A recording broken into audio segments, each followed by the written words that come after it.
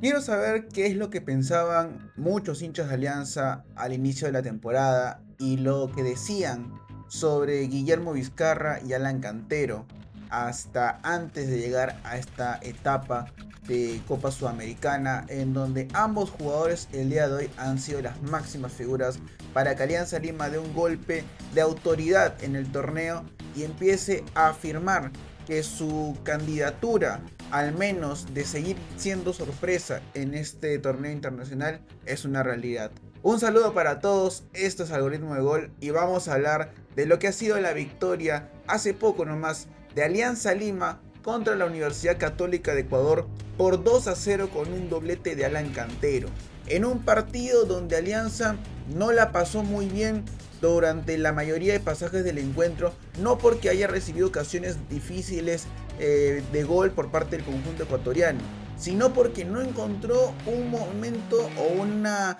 idea clara para generar peligro a la portería del golero rival José Lara. Por su parte, la Universidad Católica empezó los primeros 15 minutos tratando de ser un equipo conservador, tirado atrás, y que luego aprovechó la lesión de Paolo Guerrero para agarrar desconcentrado a Alianza Lima e irse al frente buscando la posibilidad de hacerle daño a Guillermo Vizcarra, aunque los primeros 20 minutos no concretaban ni tan solo un remate directo a la portería. Vamos a hablar de un partido en donde Alianza hoy día da una nueva señal de que es un equipo en la liga y es otro equipo en el torneo internacional. Es cierto que hoy día no mostró su mejor cara, no dio la mejor versión de fútbol como lo pudimos haber visto de repente en su momento contra Boca, contra Gremio o el partido que muchos siempre mencionamos contra Sao Paulo en el Morumbí. Hoy Alianza plantó un equipo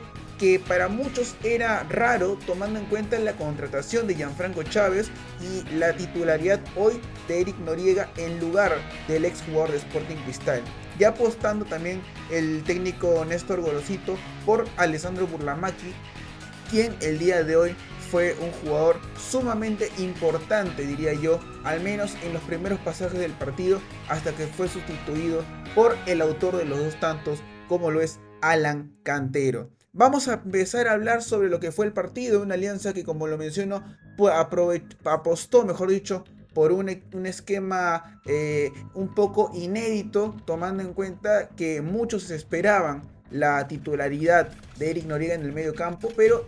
aparecería el nombre de Alessandro Burlamaqui. Un Burlamaqui que desde su llegada le ha ganado el puesto a jugadores como Jesús Castillo y Jean-Pierre Archimbot como esa pieza de recambio de Eric Noriega. Un Noriega que parecía inamovible en su momento, aunque tenía que bajar a defender cuando tanto Zambrano o Garcés no estaban disponibles, y por eso se llamó a Gianfranco Chávez. Sin embargo, la llegada de Burlamaqui, que para muchos pasó por desapercibido total cuando fue contratado hace tan solo un mes para ser nuevo jugador de Alianza Lima de cara a esta segunda parte del año, era muchas dudas. Nadie apostaba a que Burlamaqui iba a ser un jugador que se iba a poder consolidar tanto en un esquema de Gorosito, tanto en el fútbol local como internacional. Y Burlamaqui está dando ese salto y ese paso que necesitaba para su carrera tan austera que estaba haciendo en Europa. Estaba jugando en equipos de segunda, tercera división de España y no estaba teniendo la relevancia que muchos le recordamos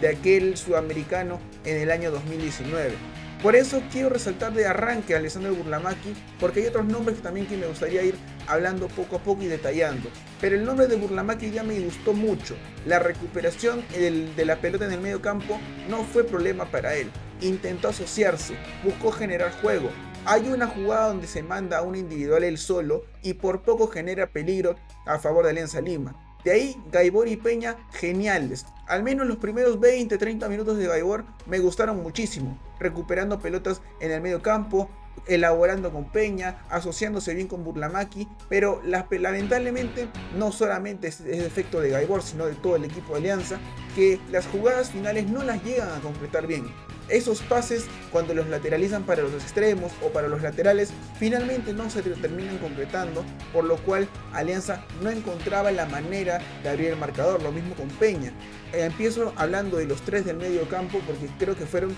los pilares para que Alianza, al menos en el primer tiempo, intente generar algo, porque por los extremos habían lo que eran las opciones, estaban los intentos por parte de Enrique y también de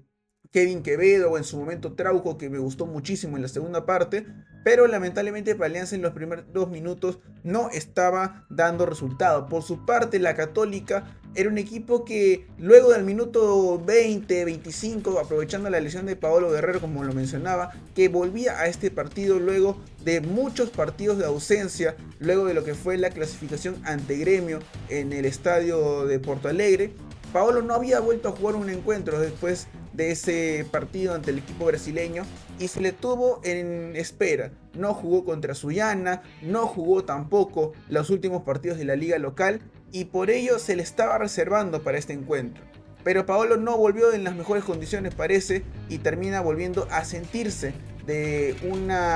parece que es un tirón en la pierna derecha del depredador de Alianza Lima. Por su parte, para ir completando el 11, la defensa, como lo mencionábamos, con un Noriega y Garcés sólidos atrás, sin ningún inconveniente. Los dos tuvieron un partido tranquilo, diría yo, a pesar de algunas ocasiones claras que tuvieron por ahí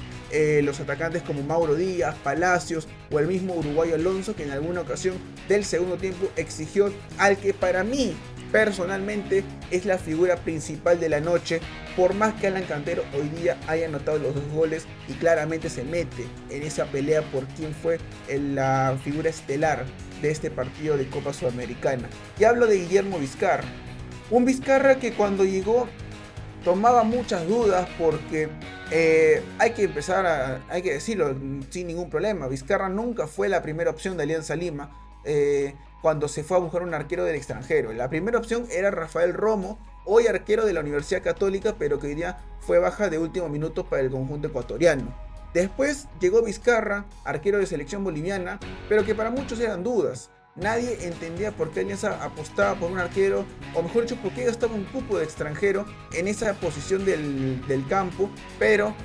poco a poco Vizcarra fue mejorando, diría yo. No puedo asegurar ni decirles que Vizcarra desde el primer momento demostró ser un arquero con seguridad, que te daba garantías, pero luego de lo que fue su noche en la Bombonera y poco a poco en el torneo local e internacional, puedo garantizarle que Vizcarra ha sido un arquero que le ha dado mucho a Alianza y hoy lo termina salvando en por lo menos 2 o 3 ocasiones en el primer tiempo, y en el segundo tiempo le saca una clarísima al uruguayo Alonso, lo que pudo haber sido el 0-1 a favor del elenco ecuatoriano. Hoy Vizcarra se vistió de héroe, hoy Vizcarra volvió a tener una de esas noches magníficas y que tanto soñó con la camiseta de Alianza Lima. Creo que Vizcarra hoy día empieza a consolidarse como el número 1 de Alianza, si es que ya no estaba consolidado, pero me parece que la actuación del boliviano hoy es completamente de unos 9 o 8 puntos, porque le sacó como 2 o 3 claras a los rivales y no se hizo inconvenientes a lo largo del encuentro. Después, para ir pasando de hablar con el equipo completo, Vizcarra para mí el mejor de la noche, porque sin él Alianza seguramente se hubiera complicado un poco más de la cuenta, pero la defensa hoy día estuvo tranquila. Es cierto que por momentos el argentino Mauro Díaz o el número 9, que lo tuvo loco a Trauco muchos pasajes del encuentro, igual a Garcés como lo fue Londoño, fueron futbolistas muy pero muy intrépidos, que intentaban generar peligro, al igual que Palacios, que en algún pasaje del segundo tiempo la manda al palo tras un pivoteo del número 33 Kanga, el central del conjunto de la Universidad Católica, que es un central muy pero muy fregado. La verdad que ni Paolo ni Hernán Barcos en su momento pudieron hacerle pare a este futbolista, que realmente se las ingenió para complicar y muchísimo tanto a el número 34 de Alianza cuando estuvo los minutos que pudo estar, y con Hernán Barcos. De ahí ya hablé del medio campo. Burlamaqui, Caiboiro y Peña me gustaron muchísimo. Creo que hoy día no fue la noche ni de Quevedo ni de Eric Castillo. Es cierto que Castillo se le había guardado especialmente para este encuentro, porque contra Cristal no jugó, tampoco jugó contra el equipo de Ayacucho Fútbol Club, y se esperaba que para este encuentro el ecuatoriano estuviera en su mejor versión. Hoy día intentó algunos amagues, intentó algunas gambetas, pero simplemente no le salía. El mismo caso con Quevedo. lo cual no quiere decir que sean malos jugadores, no quiere decir que no estén sumándole al equipo, seríamos ignorantes si no decimos eso, pero me parece que hoy día no fue la mejor actuación de ambos futbolistas con la camiseta blanquiazul, ya que a Castillo lo vamos a terminar poniendo siempre en esa medición de lo que fue su noche contra el elenco de Gremio de Porto Alegre, y a Quevedo lo tenemos también por muchas actuaciones más que ha dado con la camiseta de Alianza Lima, pero que simplemente hoy día no fue su mejor actuación. Ya hablábamos de Pablo Guerrero, no pudo jugar no pudo terminar el primer tiempo, salió lesionado en el minuto 34 si no me equivoco, y por su parte entró Hernán Barcos, que le dio un cambio de aires a la delantera blanquiazul, pero también hay que mencionar que la muy buena actuación de los defensas centrales de la Universidad Católica como Medina y Kanga fueron completamente fundamentales para que Barcos no pueda ser ese futbolista que lo tenemos acostumbrado de ver en la Liga 1. Es cierto que se generó una o dos ocasiones para asistir a uno que otro compañero, pero la verdad que la noche del Pirata hoy día ha sido muy interesante desde lo colectivo, más no desde lo individual, porque no pudo destacarse por esos pasajes. De ahí la Universidad Católica, como lo mencionábamos, hoy día tuvo un partido donde los primeros 15 minutos se tiró para atrás, luego, como reiteramos, luego de la lesión de Guerrero empiezan a salir, empiezan a apostar por remates de larga distancia que simplemente no generaban ningún tipo de peligro, pero en el momento que Mauro Díaz se inspiró y se asoció con Palacios, con Londoño, hubieron momentos donde Vizcarra tuvo que hacer la figura porque tanto Garcés o Trauco, por su espacio, por ese sector izquierdo de la cancha de Alianza Lima, se veían muy pero muy vulnerables.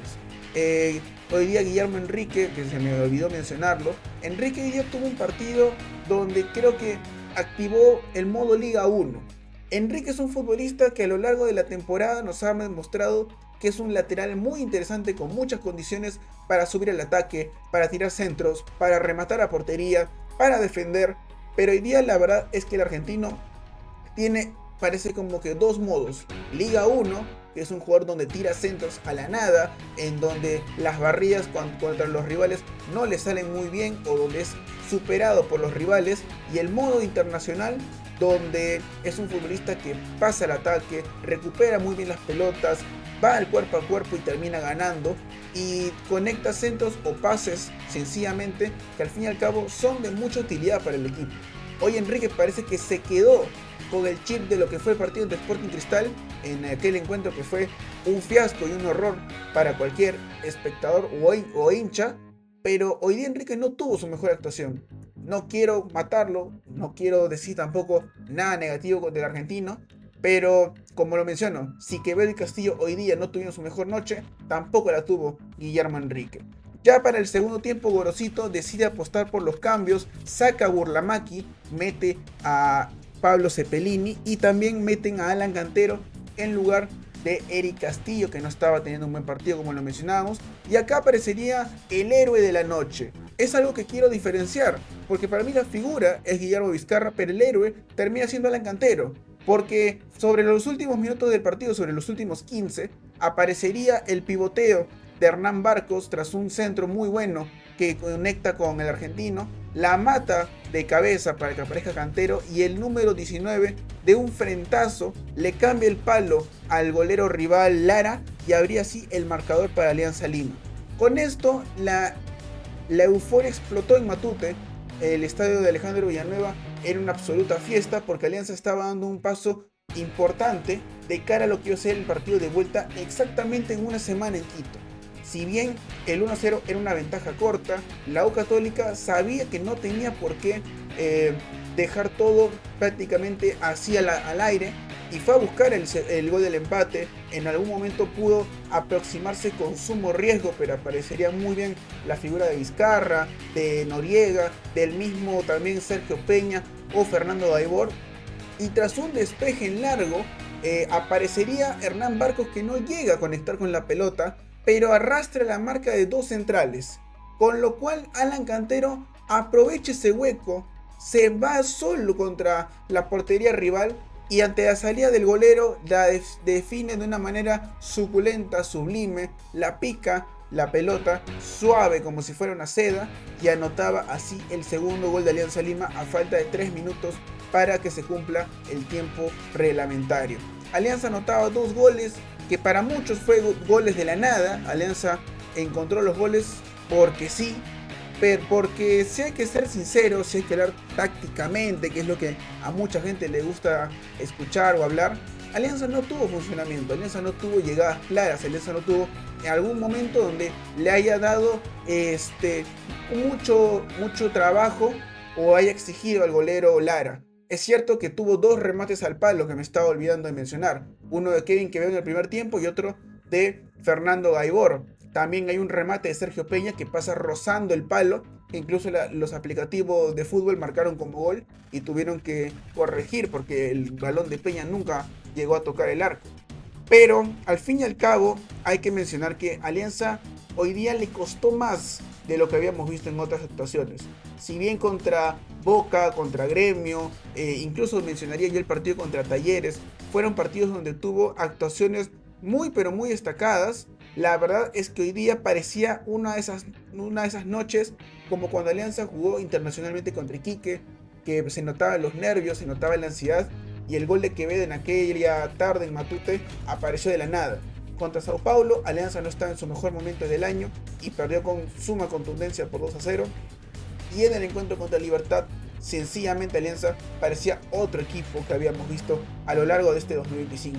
Hoy, Alianza tuvo las intenciones, tuvo la propuesta, tuvo las aproximaciones, pero simplemente no tuvo el juego que ya nos había demostrado en otros partidos y por el cual siempre lo vamos a estar comparando con ese tipo de nivel.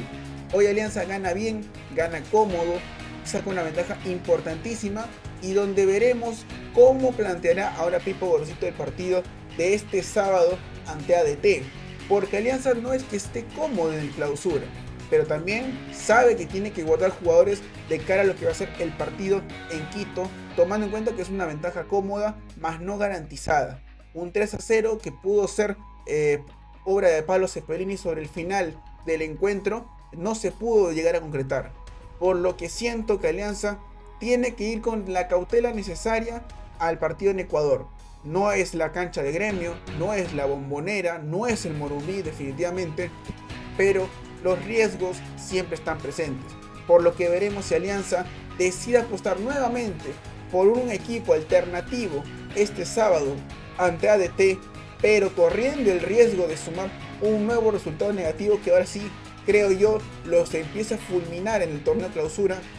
o apostar por un equipo medianamente combinado entre suplentes, entre titulares e ir con todo al partido contra la Universidad Católica de Ecuador para ver si definen su clasificación a la próxima llave de la Copa Sudamericana, en donde el rival que los esperará es o la Universidad de Chile o Independiente de Avellaneda. Hoy día se enfrentaron los dos, ganó el conjunto chileno por 1-0 e Independiente se quedó con un jugador menos tras la expulsión de uno de sus futbolistas. Por lo que la Copa Sudamericana está al rojo vivo. Hoy día también jugó Cienciano, lamentablemente perdió por 2-0. Y mañana juega Universitario contra Palmeiras en el partido de octavos de final de la Copa Libertadores de América. Y esto ha sido todo por hoy. No olvides dejar tu like, suscribirte, quiero hablarte en el cajón de los comentarios. Y conmigo será hasta un próximo video.